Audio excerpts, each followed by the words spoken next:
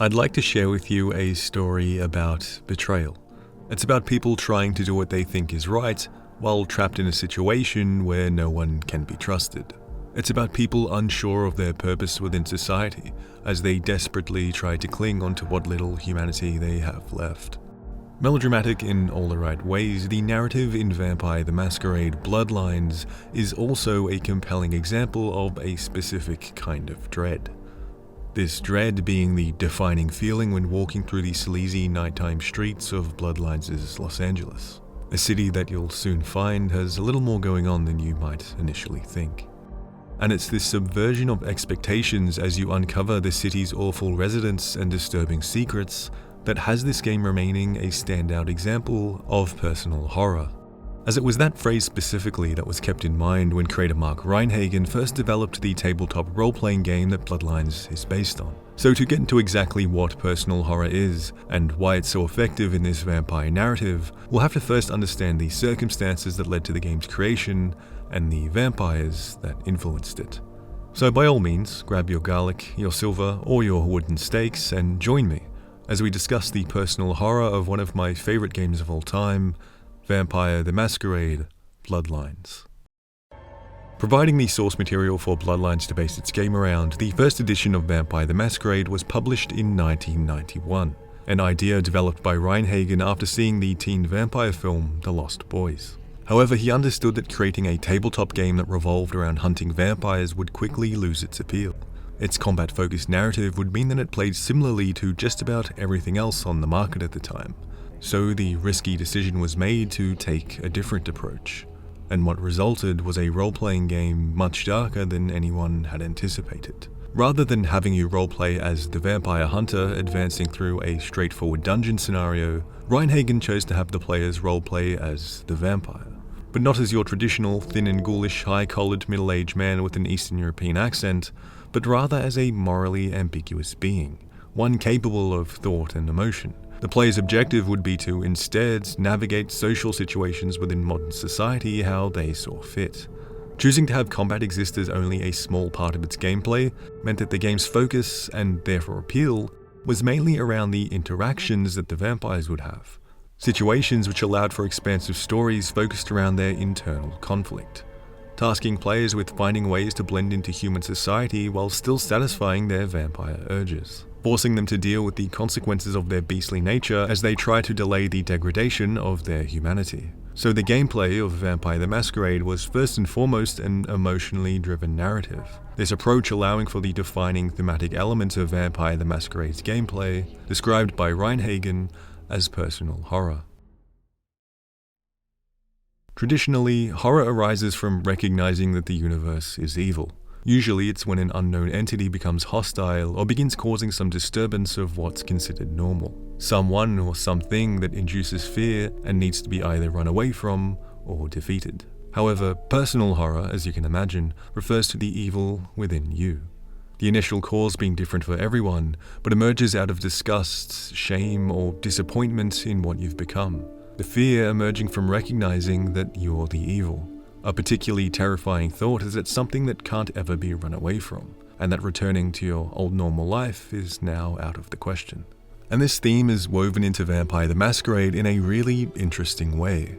As I'm sure you can imagine, the idea of an evil beast inside you that needs to remain repressed from the judging eyes of society fits a game about vampires trying to blend into the human community like a glove. But what makes this game such a great medium for stories of personal horror is that it can be interpreted in two different ways. The first being quite literal. As in this universe, when vampires are deprived of blood for a prolonged period of time, they begin to frenzy, occurring when the beastly nature within will take over a vampire's personality, becoming uncontrollable as they lash out at anything within the vicinity, desperate to feed on whomever they can get their hands on. A dangerous fight or flight response indicating that their last shred of humanity has all but diminished. However, while this idea is certainly disturbing to think about, it's perhaps the second way that the personal horror can be interpreted that remains the more effective of the two, that being the emotional interpretation. The idea that vampires could be facing complicated moral battles and identity crises within themselves. Of course, on face value, it would seem ridiculous that a literal raging beast isn't as scary as sad emotions, unless you're a straight white male, am I right, fellas? But the reason I think interpretation is more engaging is because it's something that can be sympathized with. Because I can only be so afraid when I don't know what it's like to be bitten and drained of blood or to receive a stake through the heart, but I do know what it's like to feel like an outsider. Their personal horrors not being that far from relatable human emotion.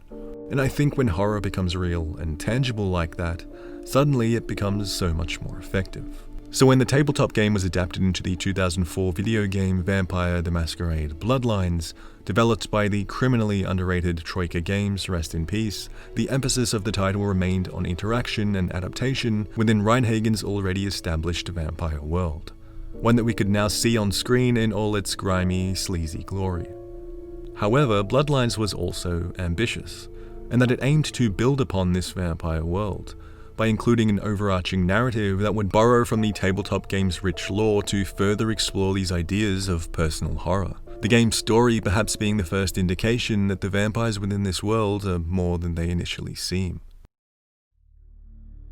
Bloodlines is essentially about powerful vampires that live amongst humans in secrecy, an entire tormented society left divided by clashing ideologies and agendas. And as the community's prominent leaders begin feuding, revealing an underworld conspiracy, their arguing distracts them all from the real threat on the horizon, a looming ancient being whose arrival could bring about the apocalypse. What remains so captivating about Bloodlines' narrative is the effortless way it implements its source material and sticks to the rules it's established, focusing on the themes in which made the tabletop game great and choosing to expand upon them in some really unusual ways that we'll touch upon later. And I think the reason the narrative remains so compelling is because despite being an action RPG, its emotional core is still in personal horror, leaving it standing apart from so much of the other vampire horror media before it. If we were to look at some of those famous classic vampire films, we'd notice that the vampires contained within are almost always reclusive, outcasted beings, often because they're either physically repulsive or physical representations of the narrative's themes. For example, explorations of a persecuted minority or youthful disenchantment. And while I love these kinds of films in their own right, they do greatly limit the kinds of stories you can tell, usually ending with their unsuccessful invasion of human society, resulting in their death. They're not bad by any means, and if anything they can be really fun, but I think it's a story that these days has all but run its course. Bloodlines is much closer to something like 1994's Interview with the Vampire, which takes an entirely different approach to the traditional vampire's relationship with human society. This film explores a newly turned vampire's moral dilemma of having to take human life in order to survive, eventually discovering an entire vampire society which masquerades as a theatre troupe to blend into the human community. Rather than being a film about the single antagonized vampire, here we have a whole vampire ecosystem where fascinating power dynamics between them emerge as a result of clashing values. It's not a horror film as much as it is a tragic drama grounded in human emotion. So it might not be nowhere near as scary or fun as some of those older films, but I think the impact of the narrative is much more effective, as the story can be directly compared to our human society, as it's when they begin to butt heads where things get interesting. While not directly influenced, this same technique is used in Bloodlines, which contains a vastly deep world of clashing vampire societies and clans, each with their own ideas of how vampires should act and be positioned within human society. The city's influential figures constantly making political chess moves to get ahead of their rivals and establish dominance over this terrifying underworld, all of which planning to use you as their pawn. And this leads us to perhaps the major aspect of Bloodlines' exploration of personal horror, the feeling of isolation. Bloodlines begins with your created character becoming a vampire, only to be immediately forcibly thrust into this LA underworld, left to make sense of the rules, political leanings, and social hierarchy of this intricate vampire community. Much like the films that Bloodlines can trace its roots back to that use young and vulnerable protagonists to accentuate the horror of the unknown, you as the protagonist of Bloodlines will find yourself susceptible to being overwhelmed and manipulated by the city's prominent figures, each attempting to coax you into joining their side as the war between these rival factions begins to escalate. And because you're tasked with completing missions for each of them at various points in the game, it prompts you to study everyone in this vampire world as you try to discover your own place among them. The isolation arising as a result of the moral corruption that would inevitably plague someone caught in the middle of a ruthless political system.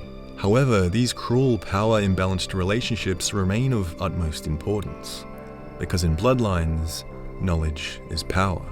You might find yourself fond of the Camarilla, essentially the vampire government. Created to uphold order within the world of vampires, they dictate the rules that must be abided by to maintain secrecy amongst humans. A faction that you might feel indebted to, as it was the city's prince, Sebastian Lacroix, who at the beginning of the game chooses to spare your life. Or you might want to believe the edgy anarchs, the outsiders who despise the Camarilla's law and order, hell-bent on overthrowing them. Meeting in dingy bars to discuss their next plans of attack, the anarchs are a means of chaos but also freedom within this vampire society, led by the brooding Nines Rodriguez, who seems to suspiciously always be around whenever it hits the fan. Or you might feel at home amongst the vampires of the Far East, the Kuei Jin. Deeply traditional and spiritual beings, these vampires are largely distrusted by the Western vampire community.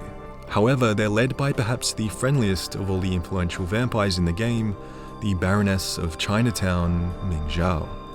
Regardless of who you choose to align yourself with as this underworld conspiracy unravels, it's carefully navigating these factions that makes Bloodlines such a personal and isolating game. Depending on whom you confide in, your experience and ending will be entirely different. But what Bloodlines is able to do so well is that it manages to induce dread regardless of your allegiances, as you're always unsure as to whom you can really trust.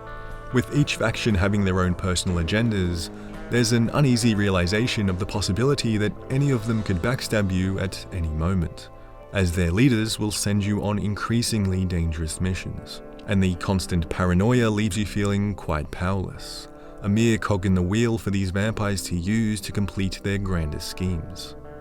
What follows as a result is this mini existential crisis, constantly worried about what your purpose is and who you should listen to in this cruel, unforgiving world of the undead. One that is constantly moving and evolving, that will chew you up and spit you out should you not quickly educate yourself on the social hierarchy. You're essentially trapped in a situation you didn't ask for, left completing petty tasks for people you can't stand. Time beginning to almost stand still as each night rolls into the next. A personal horror that's particularly terrifying as it's somewhat applicable to modern society, as despite existing within the depths of fantasy, its situation is grounded in reality, and one that I'm betting some people might be able to relate to. As Bloodlines is reminiscent of those undesirable feelings that come from being young and naive, unsure of your life's purpose, constantly questioning if you're spending your time correctly. And what's fascinating about this game is that it seems to be a battle that's occurring within each vampire. Los Angeles is occupied by some who are just as lost and unsure as you are, each of them having a sense of depth within their characterization, which is so strong they end up feeling like real people. And it's the interactions with these other vampires that are some of the game's highlights. The vampires within Bloodlines are complex and intricate beings, with each of them containing a dark history that will only momentarily reveal itself in passing conversation. Each belonging to a clan, their personalities and physical features are often tied to their bloodline, such as the elegant Toreador, whose passion for the high arts and effortless integration into human society means that they would rather delegate someone else to do their dirty deeds should violence need to occur. It's always you, that they always make you do. Communicating with them all is a joy, and you'll be happy to explore every little line of dialogue as they all give interesting insight into their personal goals or struggles. Each character existing as vehicles for the game's themes of depravity, morality, salvation, and of course, personal horror. But more than anything, it's just a pleasure to hear what everyone has to say as conversation is captivating. I'm sure you've no doubt noticed the fantastic facial expressions and hand gestures that for a game released in 2004 on an early build of the Half-Life 2 Source engine are still passable by today's standards. Their animation making it seem like they're actual people talking to you, with changing emotion based on what dialogue options you've chosen. Not to mention the engaging and often macabre writing, with each sentence being masterfully voice acted. Real terror is not the sight of death. It is the fear of death. What is the fear of death? Terror of the unknown. Everyone's performances are stellar, utilizing some truly top talents to help create the feeling that this world is both alive and out to get you. The voice actors' cadence and pronunciation often adding depth to what was already interesting dialogue, often nudging you to read between the lines to determine their true intentions.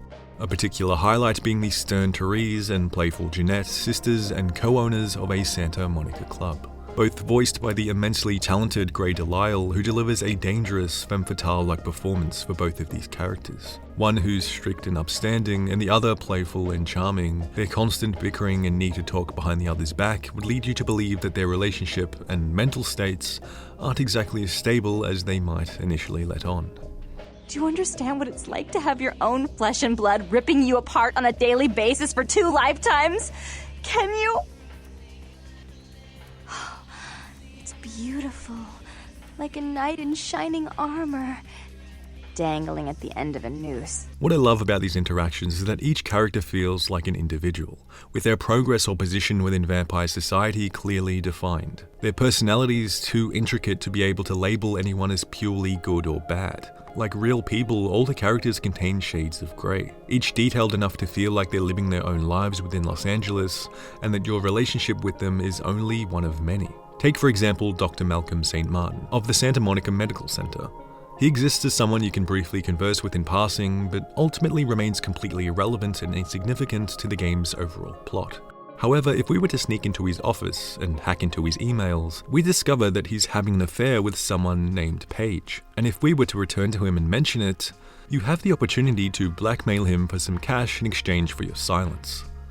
The reason I mention him is because Malcolm doesn't need to exist as a character, but he does, and it's for the sole purpose of world building, making the city seem like it's always moving and functioning, and that everyone within it has some kind of secret.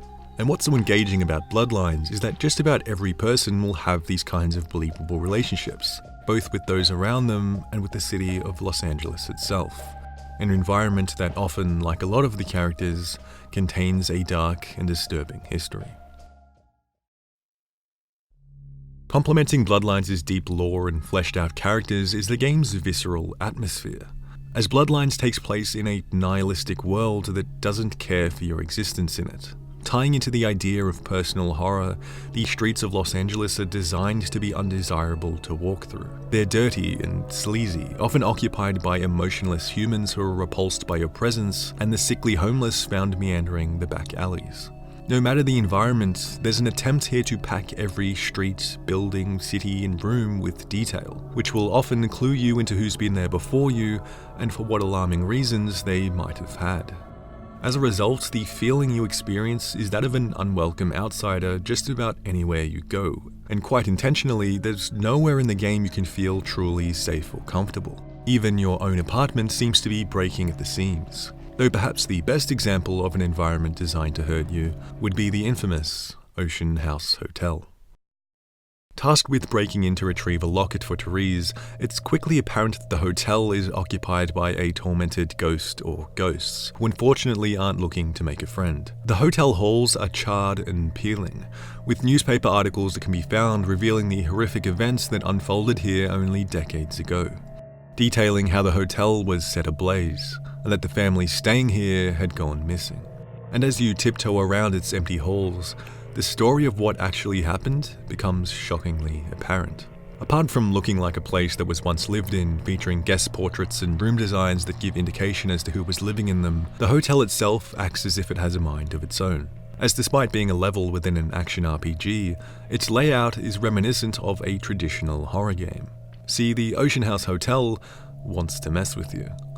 The floor can be fallen through, lights will explode in your face, and shadowy figures can be seen in the distance, toying with you as you explore the hotel's barren rooms. Even though you're the only person to be in the hotel, the way the environment is designed and played with gives you more insight as to what could have happened there than any dialogue could, and the story it reveals is downright terrifying.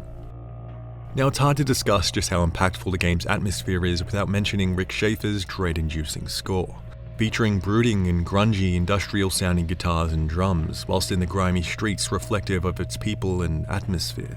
haunting, wispy and echoing chime and piano pieces when exploring the abandoned buildings and hallowed graveyards, and droning horn and tribal drums while sneaking through a heavily guarded area where you absolutely shouldn't be. The Gothic soundtrack is fantastic at complementing the environment, with every track instilling a sense of danger in the player as they explore.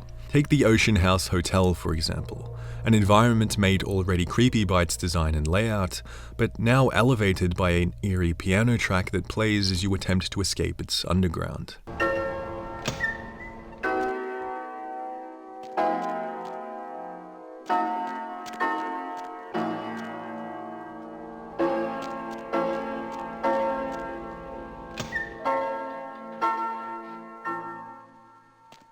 Despite being entirely alone, it's almost as if there's someone playing a grand piano in the other room, entertaining themselves as they watch you, trying to put music to your erratic actions.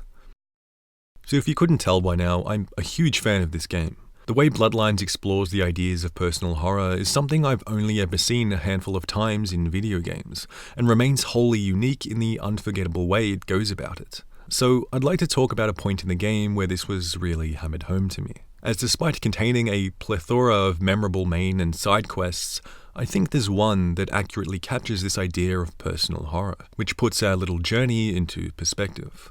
So please join me as we discuss the side quest, Thinned Blood. A little warning here that there will be some minor spoilers discussed, so if this seems like something you'd like to experience yourself, by all means please skip ahead. So at the beach in Santa Monica, you can talk to a frightened individual named E, who came to town for the annual surf tournament. It's, been about 6 months now. Every night during the finals, I used to hit the local diner after the beach parties fizzled out in the AM. Also, just quietly, this is one of the better Australian impressions I've heard. Like, it's nice to see they didn't go full Crocodile Dundee. Anyway, you learn that E and his friends have become what are known as thin blood vampires. Seen as weaker to the rest of vampire society, they're kinda completely ostracized and persecuted by vampire elders. Abandoned by society from so early on in this second life of his, that he's been totally left in the dark on the basics as to how the vampire community works. And as a result, he can't help but yearn for his old life, as he remembers where this all started. He details a relationship he shared with a girl named Lily, who it turns out is a new vampire. But after opening up to him and revealing her dark secrets, turning E into a vampire too, he became confused and afraid by what he'd become, ending their fling in a furious rage. Now regretful and looking for both forgiveness and answers about his condition, he'd just like to see her again. Except the only problem is that she's gone missing. His only lead being that she was a regular at the town's diner, and that it might be worth starting the search there. Upon visiting the diner and sharing some witty banter with the cashier, she eventually remembers Lily, mentioning how there was something different about her but doesn't recall her being around recently.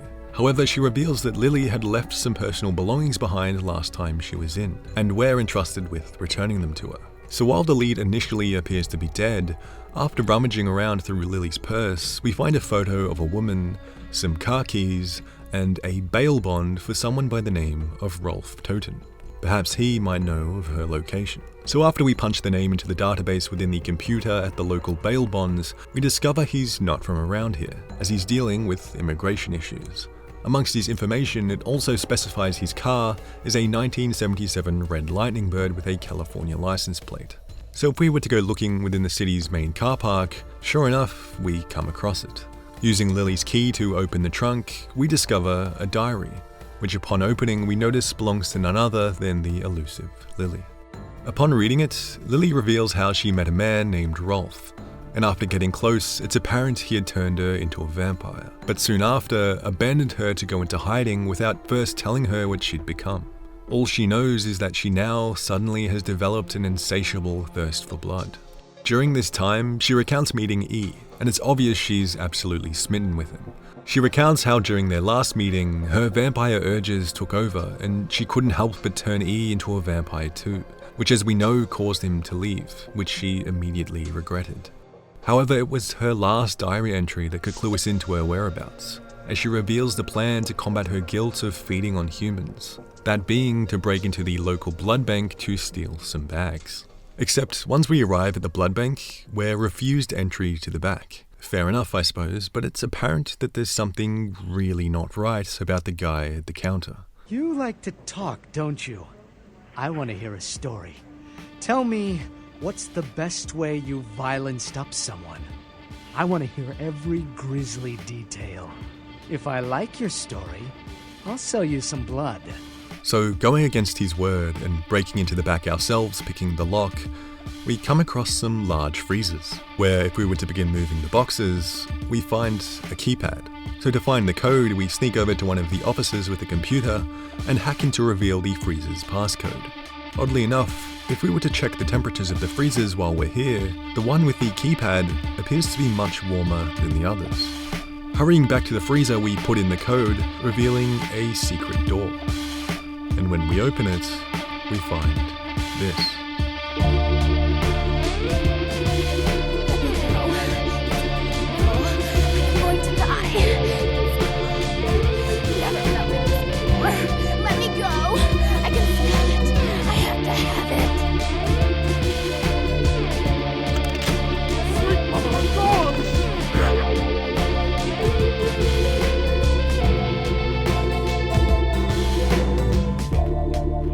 Kept strapped to a chair to be drained for blood, Lily had become a prisoner of the blood bank. From here, the story concludes with releasing Lily to go and reunite with E, as she reveals Rolf's clan never took her in because she too was a thin blood. It's a nice little satisfying ending to wrap up this strange side quest, but the reason I wanted to highlight it specifically is because I think it perfectly captures the best of Bloodlines and its intricate vampire society. Apart from being a genuinely intriguing detective story, its contents are dark and twisted, with agendas and emotions at play, containing vampires being victimized by society, unsure of their place within the unforgiving vampire and human communities. And what's amazing about Bloodlines is that this is only one little side quest at the beginning of the game. There are dozens of eerie characters to meet and disturbing stories to experience just like this one. Despite not being an outright horror game, Bloodlines is still an excellent example of personal horror. It's an extremely tight and focused experience, with its themes, characters, visual imagery, and soundtrack being some of the strongest I've experienced in an action RPG. And it's not without faults, of course. It can be extremely buggy, with some laughable animations and sloppy combat. The game's damn near unplayable without a fan patch, for Christ's sake.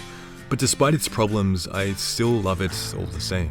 Because Bloodlines was integral in sculpting my tastes in video games, but also my tastes in movies and TV shows during an influential period of my life. And I think that alone is more important to me. Troika Games were able to successfully produce an engaging adaptation of its source material, while adding their own excellent writing to create something truly special. So I'd like to thank you for joining me, as we took a peek into this bizarre world of vampires, as we explored the personal horror of Vampire the Masquerade, Bloodlines. And as always, thank you for watching.